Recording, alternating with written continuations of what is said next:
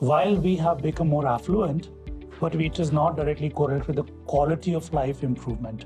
All this economic development probably has a negative Yes. reverse correlation in terms of our health span and lifespan. Indian diet is slightly lower on the protein side, yeah.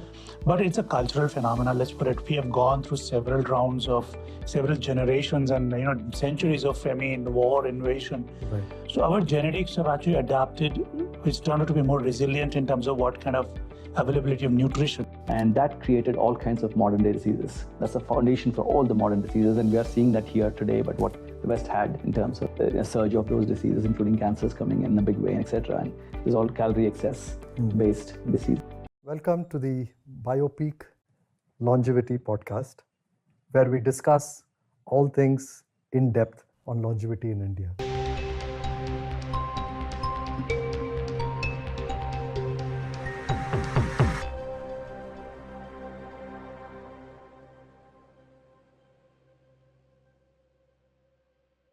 Hello, this is Prashanth Prakash, founding partner at Accel.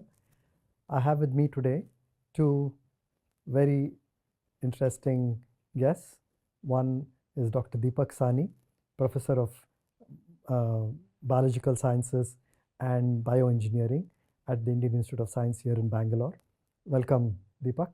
And Rajesh Reddy, an old friend who has been investing in longevity and has just started to scale up serotonin, a longevity startup in the Valley. So in our first episode today, we will look at the rising elderly demographic in India and global perspectives from across the world on aging and contrast them with things closer to home here. All of us have heard about blue zones, and we know that there are certain factors and characteristics that seem to contribute towards longevity in these blue zones. But Deepak, back home here in India, where on the surface, there seems to be these segments and communities which largely seem to follow very similar plant-based lifestyles, slow kind of lifestyles. But there seems to be a paradox here. Can you help unravel a little bit of that? Thank you, Prashant, for first of all initiating this podcast. And I think coming to your question, which you have asked is why we do not have centenarians in India, I presume, even though if you have to start putting checkbox on the blue zone lifestyle, we pretty much qualify to have millions of centenarians in India. The information which we know is the centenarians in India are in micro domains, largely community driven. Right. And main ingredient could be our genetics, our lifestyle, and more closed, ingrained interaction with the people around us. That's why blue zones have not popped up like blue zones globally, but we have large number of micro domains in India. And these are like at what level? They're at the community level. They're largely at the community level. And these are the community level which is very tightly ingrained, presumably consuming the same kind of healthy diet or same genetics, which is making them very, very local. They're very hyper-local phenomena there. And do you believe that there has been some studies in India to understand, is there some density or is there some clustering of these zones? So there have been multiple studies in India, multiple institutions. There's called longitudinal aging study or called LASI in India. While the studies have been focused largely on why during aging we get certain changes in our body or pathological changes, not to the best of our knowledge, there have been a systematic study to find out the blue zones or find out the population pockets where centenarians are there. A lot of them is actually anecdotal, coming from evidences from our local community, taluk level information which has been collected. So at some point, we'll have to kind of try to see if there are some patterns in these across these blue zones. Absolutely, right? absolutely. Indian blue zones. The way we have done in the West, we definitely need to do it in India. Right. Rajesh, what has been some of the global perceptions on aging? And maybe you can chime in a little bit on the concept of these new emerging blue zones in the US and Singapore and other places, and the impact of that perceptions on people's lifespan and how they think. Great. Firstly, thanks, Prashanth, for having me over and being in this room with both of you. I think there are a few, I think, important differences, if you will, to start with, in terms of how the perception of age is seen as how age is perceived in the West. I think that's probably starting from there. 60 years is considered the beginning of the second youth. So they're all actually looking forward to doing their hobbies, their activities, hiking, travel. And so if you think about all of that, they need to be stronger, fitter to do that physically. And so I think there's an inherent behavior of being or to be fitter and stronger. It's also because most people manage lives by themselves without help, and they need to be able to take care of themselves. So all of that has driven a physicality, a sense of being stronger, sense that comes with the Western definition of aging. And has this been in the last 2 decades or more? I think just the whole Western life of independence, being independent and taking care of themselves is probably 100+ years old in a sense, in terms of that aspect of it. Now, the modern version of that is how you retire and start your life at 60. That has obviously come with the baby boomers. Probably inspired a little bit by, again, the data from these blue zones. Yes, and so coming back to the blue zones, I think yes, the blue zone correlation has come in more recently into the popular kind of mindset of the people in the popular media, and I think the way it's being interpreted is that there's the blue zones from then, which is from historically they've been that way, and there's a blue zones from now, as in people can create those blue zones, and so there's an active movements going on between government and people to follow the same set of 5 rules that constitute the blue zones, but creating that consciously. I think that's the interesting shift that we're seeing. And do you see more individuals in the US now moving that needle from, this Healthspan, zone that they want to be in?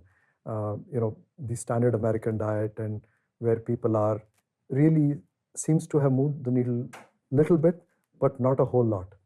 Just to understand that, is this in reality really moving the needle there, or is it just still in the fringes? Perception. It's a perception. So I think if you look at, there is a lot more awareness of aging now, both because economically, as people get more economically successful, economies get more successful, the focus comes back on quality of life, and aging becomes a topic. And thanks to all the scientists and other conversations, including Dan Buettner on the blue zones itself, there's now actual active initiatives that are going on to call different cities and regions blue zones. And so there's a government plus citizen movement that's going on.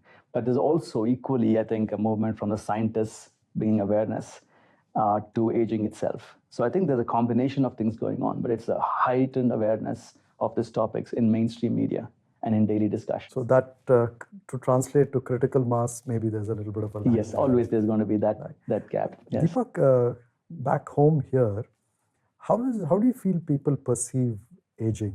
At an individual level, and how does society perceive aged people? And given we have one of the oldest civilizations, right?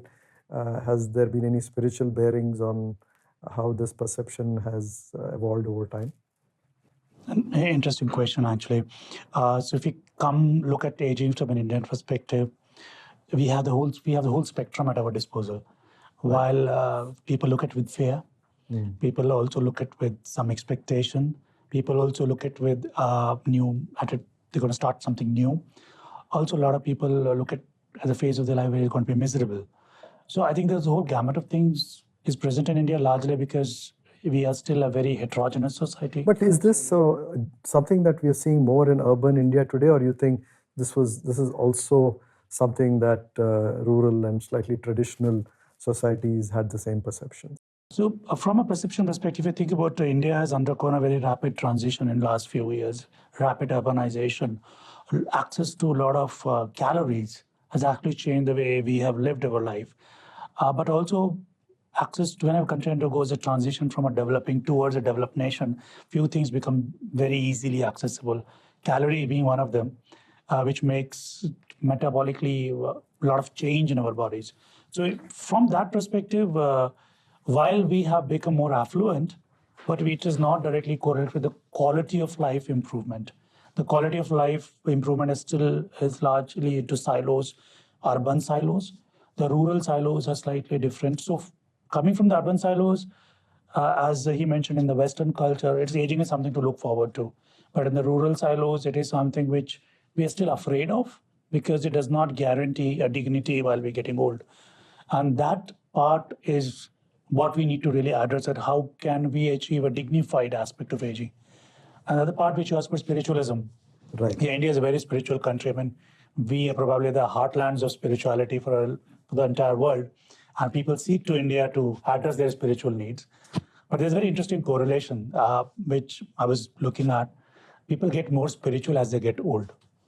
And I think that is probably true for all parts of the world. And the spirituality goes hand in hand with the aging, because when you're young, everything seems achievable. And when you're old, you start realizing what is fundamentally ours and what is fundamentally not ours. Right. And aging is one aspect which is going to affect us, but it's not in our control. So we tend to become more spiritual as we get old. And it is also found the people who are more spiritual Right. tend to age healthier And a bit than people. fatalistic about it, right? Yeah. Well, Indians are fatalistic. I mean, most people are fatalistic. But it is also found from a spiritual angle that people who are more spiritual tend to accept the aging Yes, yes. much better than those who are not spiritual. So India, from that perspective, is a very mishmash of contradictory ideas. But the heart, when we get old, more and more people tend to become spiritualistic. But from a quality of life and how spirituality kind of leads to people's perceptions on moderation, not. So I think that maybe is lost in today's economic Absolutely. boom. And what that has done, Deepak, is all this economic development has actually probably has a negative Yes. reverse correlation in terms of our health span and lifespan. Fantastic point, because you rightly said, as we get more prosperous, as I said, the calories become cheaper to Right. afford. No, I think we lose this idea of moderation. We lose the palette of diversity. We lose the aspect of moderation. We also becomes ingrained of having more to satisfy the minimal need. And that change in our thought process actually makes life miserable later on. So Right. the Indian culture was all about moderation, and India is probably one culture which actually had a concept of the old age. We call it Vriddhashrama. So basically, there was an idea, concept that when you get old, you must leave materialistic things beyond Right. and move on to the next phase of your life. That is disappearing, because here we now believe I'm never old. The new modern culture has said I'm never old. I'm always fit and I can still do a lot of things. That is not really percolated to masses, because masses do not have the means to do what we But want. problem seems to be, Deepak, what happens in the Middle Ages. Right? Yes. And what people are doing to themselves in this Middle Ages. Rajesh, US has pretty much gone through this, as in the 60s and 70s. Yes. This whole Affluence. Affluence and An economy. the whole making everything a factory based Industrialization. industry for the food industry kind of really transformed this. And same thing is happening here. So any perspectives on that? Absolutely. I think if you look at the key characteristics again of the blue zones, I think what we had in India was what you just mentioned, Deepak, spirituality, sense of community. Those are things which are not so much in the West, but in many of the blue zones, you had those elements. But what you also had were high quality nutrition, whole foods, plant-based diets, and activity and lifestyle, which went along with it. I think that's where you've seen in countries which went through the industrialization, you lost some of those things.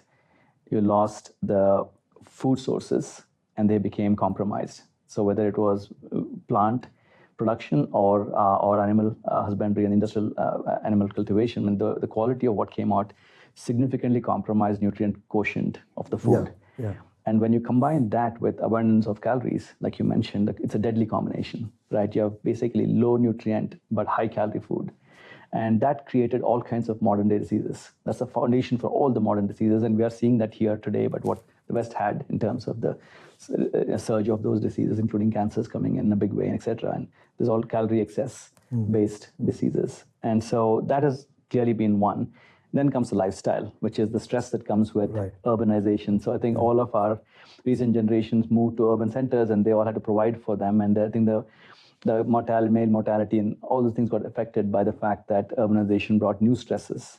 And I think that also took away your ability to do work, physical work, which would actually help you in dealing both with stress, but also in terms of your aging factors. So all of those, I think, combination of changes we saw happen in the West, and we are following the same thing here in India with more significant consequences, given the factors that we just spoke about. Yeah. See, most people in the West, and I'm sure this is catching up here, look at health as more of a fitness or looking good, more exercise, more, my appearance changes.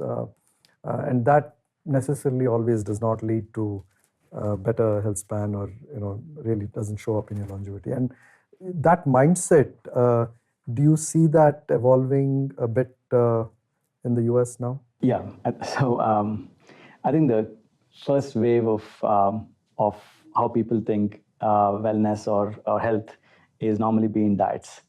And so people Which do is appearance first. Appearance-led. Extreme diets. Sorry, to be specific, extreme diets. Right. So you had the first South Beach diet, and then there's a paleo diet, and each of those extreme diets come with extreme consequences. And I think so the first wave is that what it costs to actually look good is taking a serious toll. I think we are starting to see some of that being followed here as well. Classic one is the high protein consumption and looking ripped and ribbed. And I think that whole behavior has created a pretty significant consequences to real health in quest of vanity-based metrics. And I think that high protein, low carb diet has taken a serious toll on actual health of many young people, as we can hear about those stories. And I think that whole question about is I was at a conference in Stanford conference, and Professor Walter Longo spoke about this: how much protein do you need for longevity versus how much protein do you need for these other kind of vanity-based goals is quite significantly different. It's like 0.8 grams per kg of body weight is considered optimal for longevity point of view. Yes. But every single gym and trainer here is pushing people to do more than twice of that or more.